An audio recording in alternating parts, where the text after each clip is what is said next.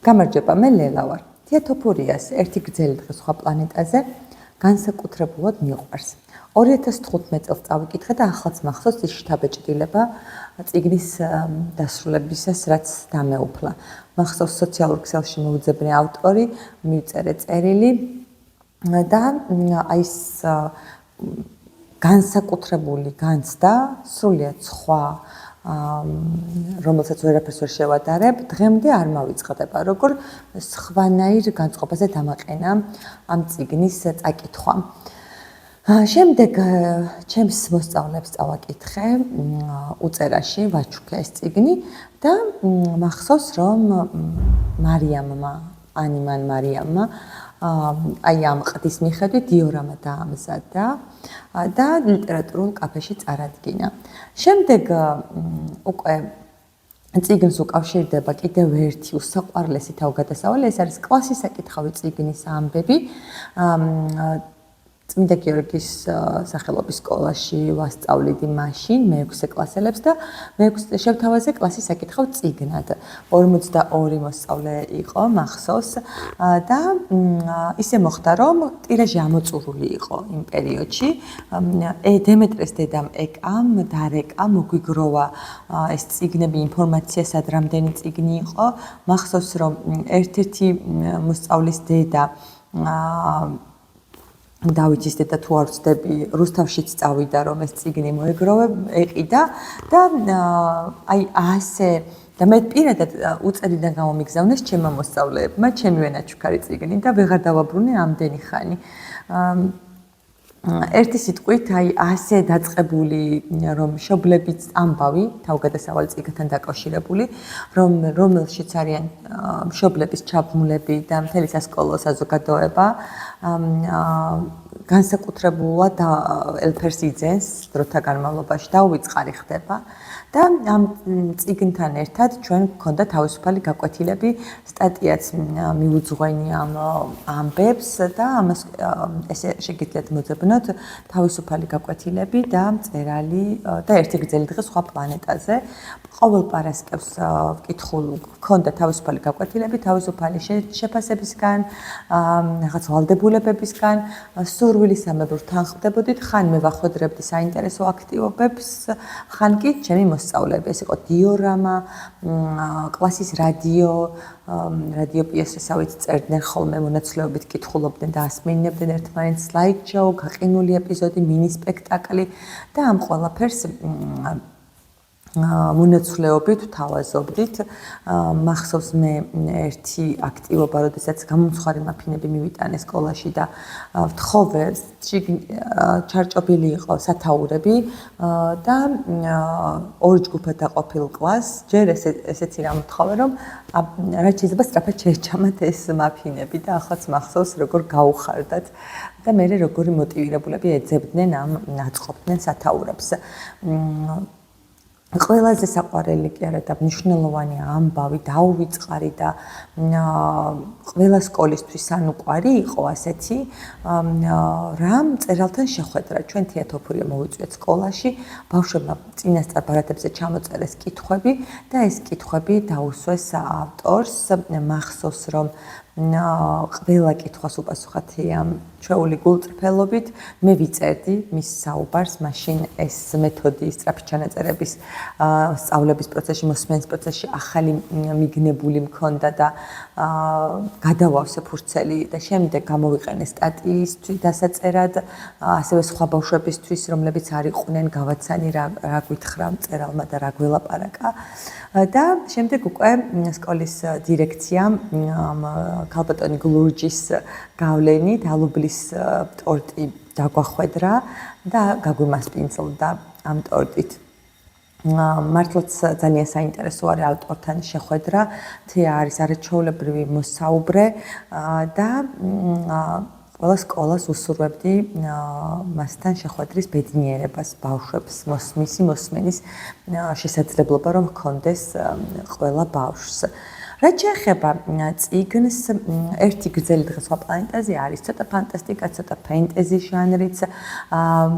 ბიჭი გრინკო დედასთან ერთად სუპერმარკეტში წავა სასკოლო ნივთების შესაძენად და ძალიან მოუნდება რომ მსხალი შეჭამოს, სანამ სალაროში გადაიხდიან ამ მსხლის თანხას და როგორც კი ჩაკბეჭს აღმოჩნდება ლიფტში და ეს მსხალი ეს ლიფტი წაიყვანს მას სხვა პლანეტაზე. აქ მას დახვდებიან თანატოლი პია და გაიცნობს კიდევ ის მარიონს, სურიენს, ბოლოს ტულას, ფეფოს და კიდევ სხვა პერსონაჟს.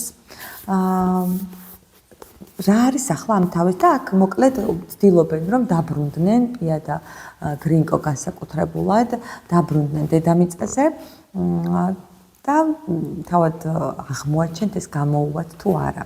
ამ პლანეტაზე მათ დახვდებათ უცნაური ამბები, კერძოდ ის რომ ამ 200 სართულიანი სახლის თავზე არის ლეიბები, რადგან აქ წამდაუწუნცვივიან სხვა პლანეტიდან ტუცები და თავად ამ პლანეტის მცხოვრებს ქვიათ კარპასები და ტუცები კარპასებისგან იმით განსხვავდებიან, რომ აქვთ კუდი.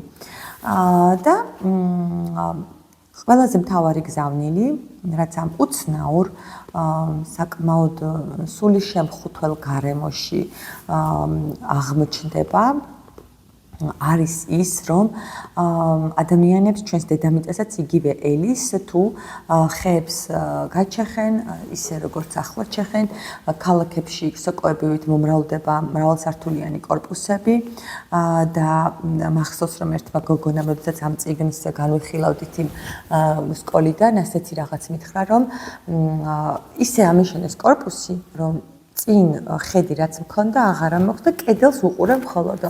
აი ეს გრუნტგამოცლილი ქალაქის პრობლემები, პოლიტიკური ამბები, აქ ნახავთ როგორ ებუტებიან ერთმანეთს, დაპირისპირებას, გაფიცვას და ერთ-ერთ ეს პია ძალიან საინტერესო გოგოა. და ბოლოს მოკლედ გრინკო მას ვერ უგებს და გულდასაწყვეტია ეს რომ ვერ ამჩნევს ამ გოგოს და ბოლოს ეუბნება პია რომ მე ვცდილობდი გამერკვია რატომ იწყება სისულელების გამო ომები და ყველაფერს როცა ფიქრისას ცდილობს რომ დახაზოს და ეს გრინკოსთვის მაგალითად ცოტა ესეთია გაუგებარია. ეკოლოგიური პრობლემებისზე ფიქრი, აი ეს შეგვიძლიათ რომ შევთავაზოთ ბავშვებს და წავაკითხოთ, ასევე ურთიერთობები ცხადია, როგორც ყველა წიგნში, აქაც მოზარდებს ურთიერთობები უფრო მეტად აინტერესებთ და მახსოვს რომ ჩემს მეექვსე კლასელებს ის უფრო აწუხებდათ ტულას გამოჩენა პია გრინკოს ცხოვრებაში, ვიდრე მაგალითად ის რომ შეიძლება ჩვენი პლანეტა ერთ დღესაც ამოყირავდეს და ყველა ასაკის მკითხველი თავის წილ საფიქრალს იპოვის ამ წიგნში, როგორც გითხარით, სრულიად განსხვავებული ატმოსფერო დაგვხვდებათ. ეს არის წიგნი, ეს არის ბალიშისპირის მიხედვით მოხატული. პროსტო წიგნის მიხედვით მოხატული ბალიშისპირი. ეს არის არიან ტულა და გრინკო პერსონაჟები და წარწერა ასეთია, ბიჭს ჰქონდა განსაკუთრებული ნიჭი, ყოველთვის მოენახა გამოსავალიო. კიდევ მინდოდა ხომ ამობეჭდი აქ ასეთი სტატიიდან მწერლის ფრაზები, რომლებიც ჩავინიშნე, როგორც უკვე გითხარით იმ შეხვედრაზე და იმდენად მიყვარს, რომ მინდა რომ თქვენც წაგიკითხოთ. რატომ მაინც და მაინც მსხალი წელის პასუხი იყო, რომ ფიქრი დამეზარა, პია უფრო მომწონს, ბატკანძერი ნამდვილად არსებობს, მინდოდა დაჩაგრული ფრინველი გამეცოცხლებინა, კუდი ცხოველის ენა, მიყვარს კუდები, გრინკო ჩვეულებრივი ბავშვია, რომელსაც ასტროლოგია უყვარს, გზადაგზა ვფიქრობდი, თავიდან არ ვიცოდი, რას დავწერ, მიყვარს სიტყვა კარპასი, ცალმხრივი სიყვარული არსებობს, არ არის დიდი ტრაგედია, ადამიანი გაცილებით ფასეულია, ვიდრე მისი თავგადასავალი. არსებობს სოფლები, რომლებიც ცივილიზაციაზე უარს ამბობს, სიყვარულის გარეშე არაფერი ხდება, სიყვარული საინტერესოა, დამანგრეველი ძალა მოაქვს შურისძიებას და სიძულვილსო და სხვა პლანეტა ფანტაზიის საშუალებას გაძლევსო, როგორი ლამაზი გზავნილია. სიყვარულის გარეშე არაფერი ხდება, სიყვარული საინტერესოა, დამანგრეველი ძალა მოაქვს შურისძიებას და სიძულვილს. მეც ამას ვფიქრობ, ამ ბოლო დროს და სულ ფიქრობდი, როგორ გამომეხატა ჩემი სათქმელი და მოდი ახლა დროს ვიხელთებ, რომ ამ ბოლო დროს ვაკვირდები ენერგიებს და ვაკვირდები რა და ვინ მაყენებს, თქვათ, ცუდ განწყობაზე. ისეთ განწყობაზე, როცა უმოქმედო ხდები, ან ცუდი ფიქრები გეძალება და ვფიქრობ, რომ ჩემი ენერგიას უნდა გავუფრთხილდე და ერთ-ერთი ასეთი არის, მაგალითად, ფუჭ სიტყვაობა, ბევრი ლაპარაკი, განსჯა, კამათი სხვადასხვა ადამიანთან, რომელსაც სხვა მოსაზრებები აქვს და ვფიქრობ, რომ ამ ყველაფერს აზრი არ აქვს, იმიტომ რომ მთავარი არის ერთი ადამიანის ქმედება, საქმე და ეს საქმე არის ხოლმე გადამრჩენი ჩემთვის, მისია, რომელსაც ვემსახურები, ვფიქრობ, რომ ბავშვების, შვილების ყოველდღიურობაზე ზრუნვა, რომ მათი სხეულები და მათი ავავსო სიხარულით და ცოდნით, ეს არის ჩემი მისია და აი ამ შრომაში ჩაფლული მაღალი სიხშირის ენერგიაზე გადავდივარ ხოლმე და თუ კი თქვათ უმოქმედოდ ვარ, ან ეს უმოქმედო ყოფნა არ გულისხმობს თქვათ საკუთარ თავთან განმარტოებას, მე ვფიქრობ, რომ ენერგია უაზროდ ფუჭად რომ იხარჯება, სულ მგონია, რომ ესეთი ენერგია გროვდება და მე უარყოფითად მოქმედებს ჩვენზე და აი შეიძლება რაღაც თქვათ სიძულვილისკენ გადავხაროს ამ უარყოფითმა ენერგიებმა.